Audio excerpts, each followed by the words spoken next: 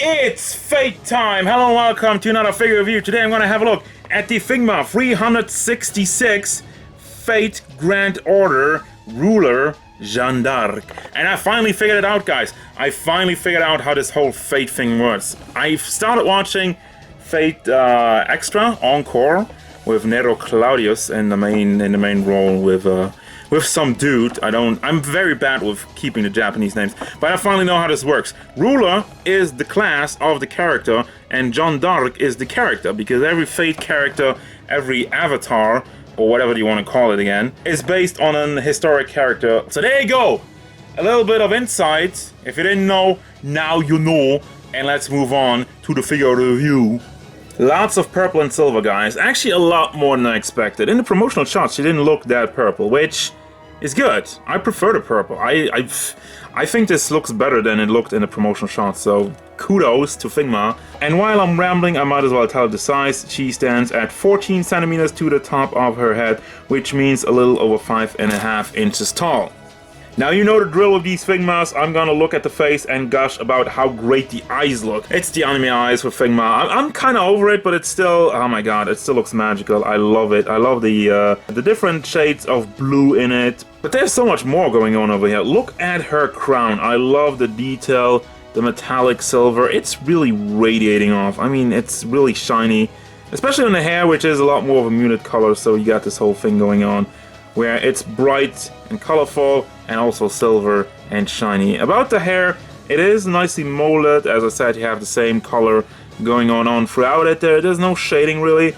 With the articulation, there's a little bit of a problem, which we're going to have a look at later. And you have the ribbon down there. And I got some more metal on the chest. You got some chains going down over there. And I think they go all around. To the back, you have a hole in there for the base. And she even has it around her neck. We also got some big boobies. Yes, they're there, so I'm gonna comment on them. They're very nicely molded. Haha! And she got the armor on her arms. That looks kind of realistic. I mean, I'm not a huge expert on medieval stuff, but this looks cool. This doesn't look super exaggerated Animu style, but I mean, kind of Fate style. It's still anime, but it's not really that much over the top. And in a good way, guys. In a very good way, I believe. Got some more detail going on over here.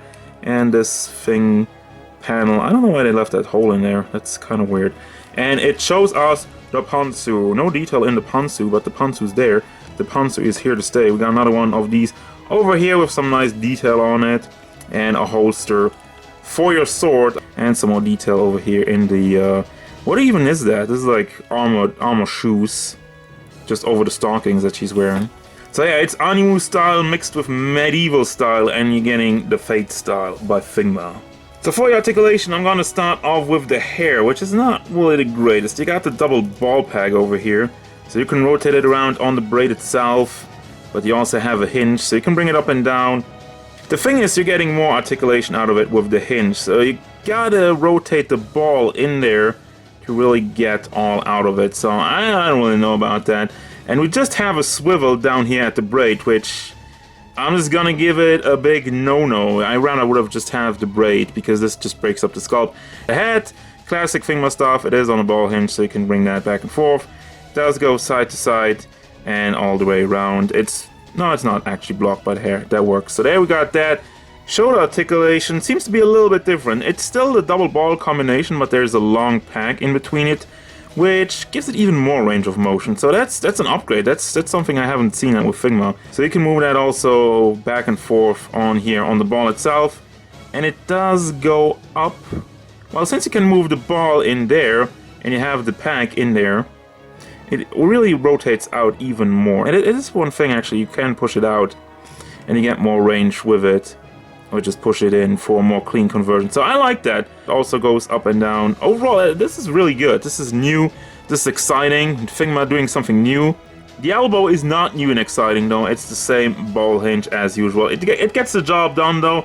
And this piece is floaty, by the way. I just realized that you can move that around. It is soft plastic. And by the way, there's a lot of soft plastic. I think like all the cloth, they pull that over here. This piece is soft plastic. This piece is hard plastic. Then we get to the fist, which is on same ball hinge style. As usual, rotate it around and you can bring it back and forth. And as you can tell, this is also soft plastic, and it's really loosely on there. So I would be careful to not rip that off, because this is really small. So be careful with that. Now for a chest piece, I mean, there's a big piece in skin tone. I don't know why they made that flesh tone instead of just purple. As far as the motion goes, you can bring her back and forth. You can go side to side and all the way around. It's kind of loose, I realize. So it is actually a double ball that's connected via pack to the torso. So there you got that. Now for the overall rope, that is different, because usually Figma just has some hinges over here and hard plastic rope. But this time around, they made the side panel, the side pieces, completely soft plastic. And as I've shown before, you have these panels on ball hinges, so you can bring that up and rotate it a little bit, but you don't really have room to rotate. But the rest of the rope, it is completely soft plastic on the side parts, and the back part is hard plastic and on a ball joint. A ball hinge, excuse me. So you can bring that up and you can rotate it side to side a little bit. As for the crotch piece, of course, it can be rotated around, you can bring it back and forth. The leg itself, it gets super blocked by the torso armor over here. And as far as sideways, it still goes up very nicely. You can push it up quite far, and back it gets blocked by the rope. So there's a lot of blocking going on. You can also rotate it around on the ball joint over there. Knee, same thing, simple hinge, simple flat ball hinge. And the foot, simple ball hinge. You can bring that back and forth and rotate it side to side. And this is also soft plastic, so it will bend out of the way. And then you got your articulation. Oh boy, guys, accessory overload. We're starting off with the hands. You got two more open hands, two pointy fingers, and gripping hands for your flags, your swords, and everything else. Well, there's nothing else. You got the sword, really nicely molded on the handle over here. Look at all the detail in that. Nice metallic paint job, clean, blue, silver, well, also purplish. And here's just the handle, so you can put that in her holster. I'll demonstrate that later. We got two more faces. The eyes, guys. Look at the eyes, they're really nice. Kind of more like a yelling face and a shy face looking to the side. And then we have all of this. This is the flag. This is the base.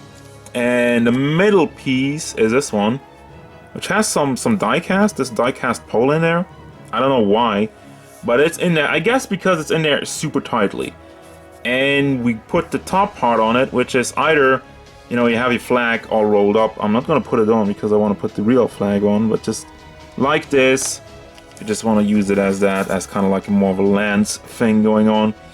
And then you put this part on top of it, once again tightly in there. Let's have a look at all the detail. A very nice golden paint job on the emblem and the ripples that kind of like go through the outside of it.